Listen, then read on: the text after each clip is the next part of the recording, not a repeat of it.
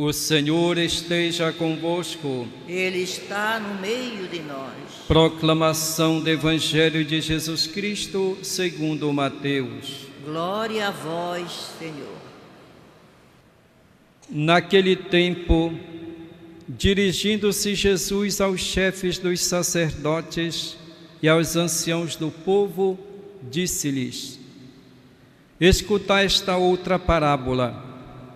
Certo proprietário plantou uma vinha, pôs uma cerca em volta, fez nela um lagar para esmagar as uvas e construiu uma torre de guarda. Depois arrendou-a a vinhateiros e viajou para o estrangeiro. Quando chegou o tempo da colheita, o proprietário mandou seus empregados aos vinhateiros para receber seus frutos. Os vinhateiros, porém, agarraram os empregados, espancaram a um, mataram a outro e ao terceiro apedrejaram. O proprietário mandou de novo outros empregados, em maior número do que os primeiros, mas eles os trataram do mesmo modo. Finalmente o proprietário enviou-lhes o seu filho, pensando: ao meu filho eles vão respeitar. Os vinhateiros, porém, ao verem o filho, disseram entre si: é o herdeiro, vinde, vamos matá-lo e tomar posse da sua herança. Então agarraram o filho, jogaram-no para fora da vinha e o mataram. Pois bem, quando o dono da vinha voltar, o que fará com esses vinhateiros? Os sumos sacerdotes e os anciãos do povo responderam: com certeza mandará matar de modo violento esses perversos e arrendará a vinha a outros vinhateiros, que lhe entregarão os frutos no tempo certo. Então Jesus lhes disse: vós nunca lestes nas Escrituras: a pedra que os pedreiros rejeitaram tornou-se a pedra angular. Isto foi feito pelo Senhor e é maravilhoso aos nossos olhos. Por isso eu vos digo: o reino de Deus será tirado e será entregue a um povo que produzirá frutos. Os sumos sacerdotes e fariseus ouviram as parábolas de Jesus e compreenderam que estava falando deles. Procuraram prendê-lo, mas ficaram com medo das multidões, pois elas consideravam Jesus um profeta. Palavra da salvação. Glória a vós, Senhor. Que as palavras do Santo Evangelho perdoem os nossos pecados. Amém.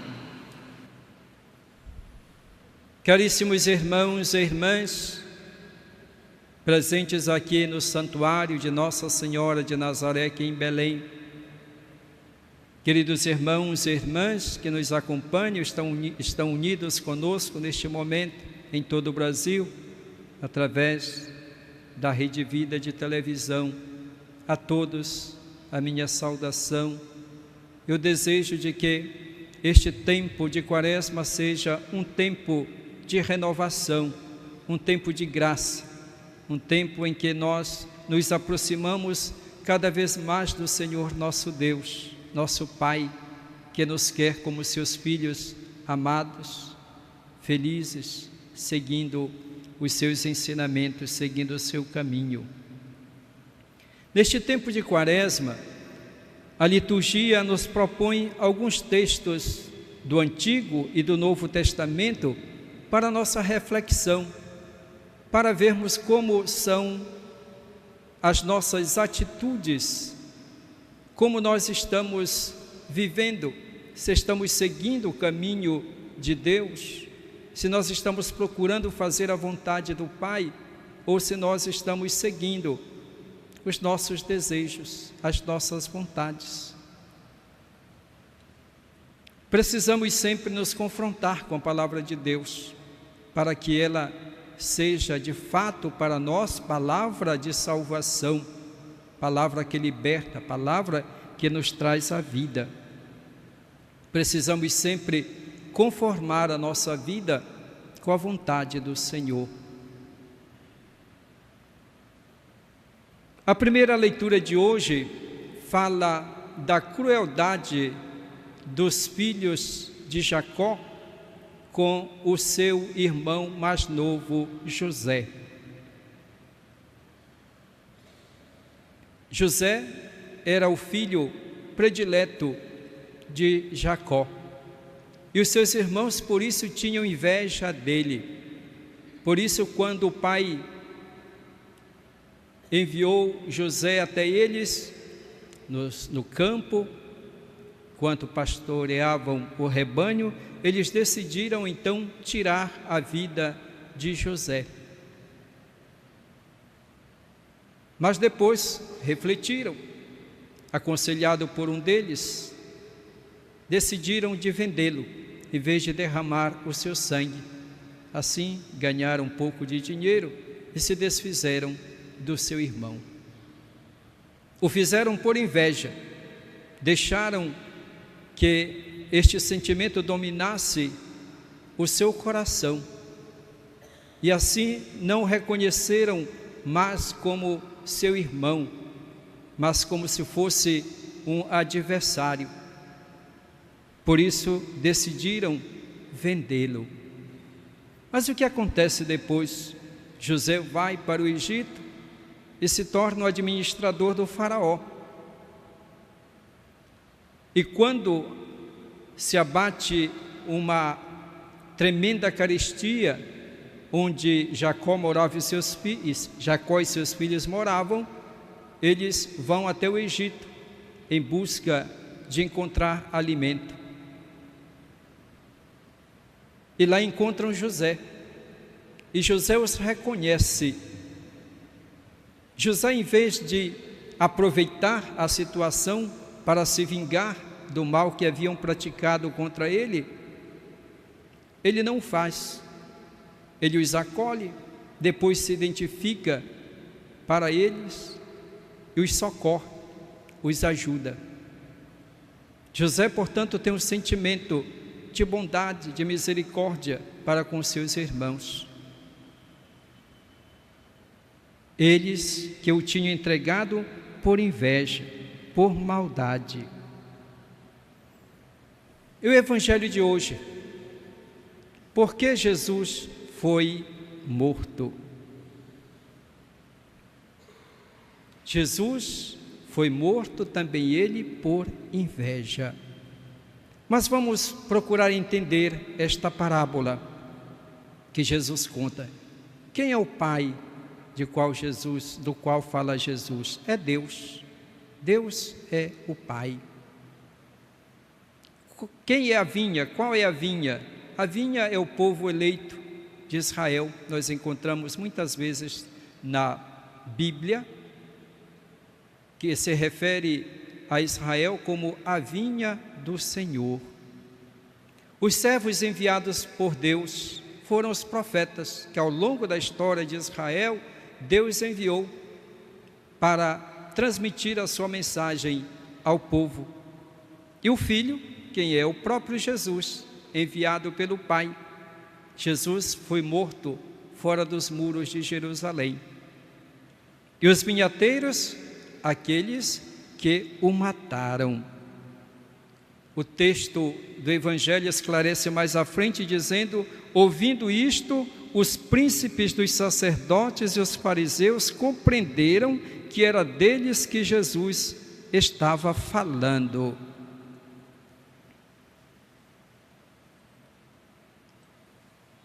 Eu dizia, mataram Jesus por inveja. E de fato em Mateus 27:18 diz que Barrabás sabia que o haviam entregado em suas mãos por inveja. Portanto, José e Jesus foram mortos por inveja dos seus irmãos.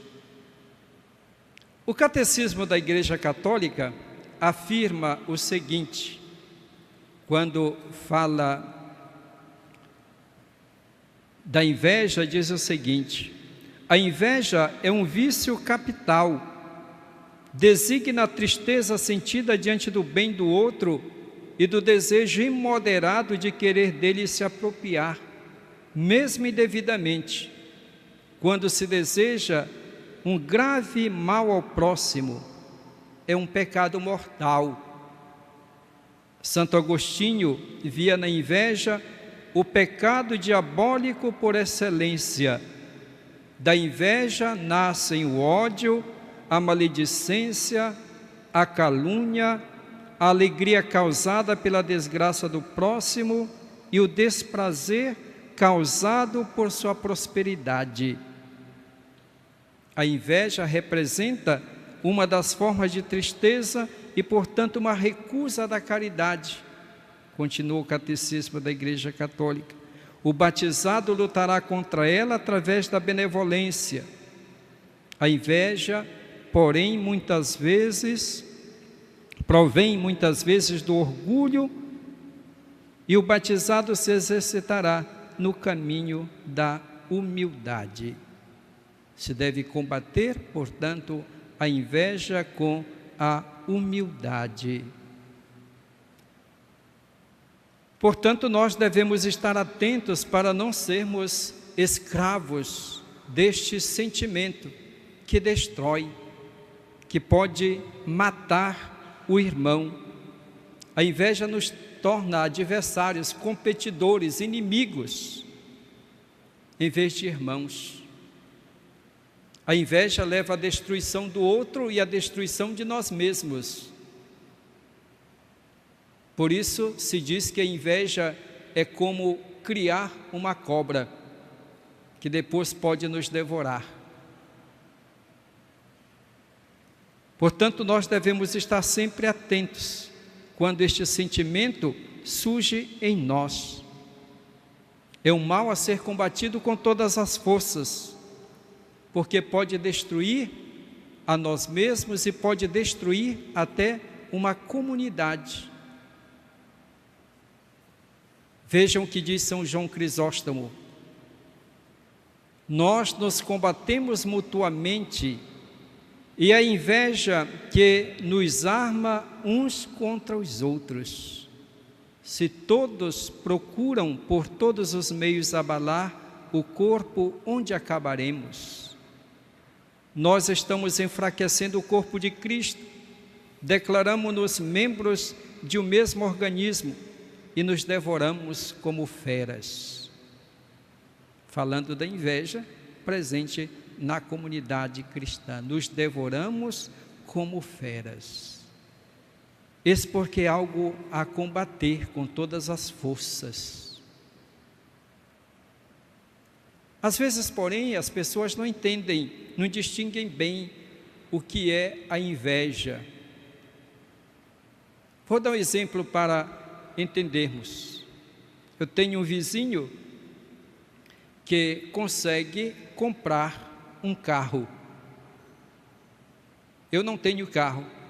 E ao ver o meu vizinho comprar um carro, adquirir um carro, eu posso me alegrar com o meu vizinho. O meu vizinho, graças a Deus, conseguiu comprar um carro. Eu me alegro. E penso, o meu vizinho trabalhou e conseguiu. Eu posso também trabalhar para conseguir um carro como ele conseguiu.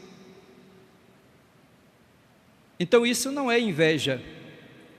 Não é inveja. Eu querer conseguir como o meu vizinho conseguiu, e eu me alegro com aquilo que ele conseguiu, não é inveja. A inveja ela é acompanhada sempre da tristeza. Eu fico triste porque o meu vizinho conseguiu comprar um carro. E se eu pudesse fazer algo, eu faria para que ele perdesse esse carro. Isso é inveja. É querer o mal do outro. Então nós precisamos distinguir. Nem sempre o sentimento que nós temos é de inveja. Para nós distinguirmos, repito, a inveja é sempre acompanhada da tristeza pelo bem do outro. Enquanto que quando nós nos alegramos com o outro por ter adquirido um bem, então isso não é inveja. Deus é Pai, e Deus entregou para nós um mundo tão bonito, a vinha que o Pai nos entregou, para que nós vivêssemos bem. Deus nos deu todos os bens necessários para termos uma vida digna, como pessoas, e também como filhos de Deus. Para isso Ele enviou seu Filho ao mundo. Deus envia sempre a sua palavra, para que através dela nós consigamos os bens necessários para conseguirmos o bem maior, o bem supremo, que é o próprio Deus e a vida eterna. E nós temos que estar juntos neste caminho, não nos combatermos, mas nos unirmos, nos alegrarmos com o bem do outro, nos ajudarmos mutuamente. Por isso é necessário que nós tiremos do nosso coração todo o sentimento de orgulho, de inveja, que causa desunião, que causa destruição, que causa o mal para nós, repito, para nós e para os outros. O livro do Gênesis narra o fato do primeiro fratricídio que aconteceu na humanidade. Caim, que matou o seu irmão Abel por inveja. Nós estamos no tempo da campanha da fraternidade, que tem como lema: vós todos sois irmãos. Deus é o Pai de todos, nós somos filhos de Deus, somos irmãos.